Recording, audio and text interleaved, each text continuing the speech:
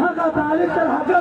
زما په خاوره باندې نن غونډې زما په خاوره دا بچایي کوي زما پتمن پښتانه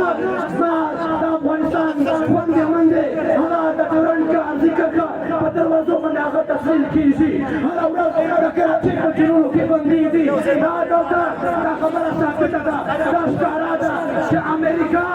طالب فوجي پاکستاني یو دي دا مشترکه پراجکټ دی دا د پښتنو پر ضد د بلوچانو پر ضد د سینګانو پر ضد د سرایکانو پر ضد د نورو محکومو قانونو پر ضد دلته دا د نړۍ استعماري قوتونه دي طالب یو د کرایې لاسپوڅی دی طالب د کرایې لاسپوڅي په تور استعمالوي دا هغه لپاره غلامي کوي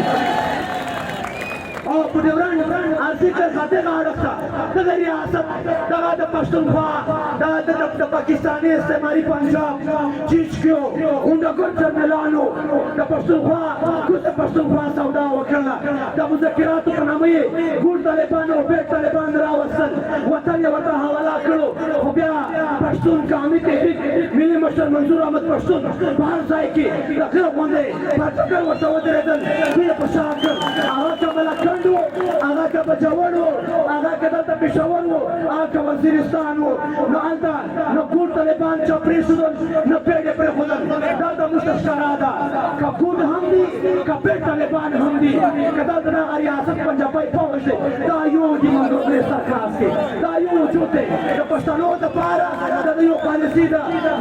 شپه ټوله شپه دوی په ورځ په پیډ کې تېره کړي د شپې راوځي هغه طالبان بیا به بهر ته خلک وي زما او تا پښتانه هغه ځوروي لنډه خبره وخت کم دی دا دغه سیمهوال سټیج نه دا پیغام ورکوو چې زیاته د دغه نړیوال استعماري قوتونو او د پنجابي استعمار په دې خاوره باندې مزید هغه عسکري جنګونه دا پردي جنګونه دا کرایي جنګونه نه چلېږي که دوی کوي هم دوی یو قدم مخته راځي پښتون تحفظ مومنټ مشران ځوانان به 3 قدم مخته ورځي نور مزید وخت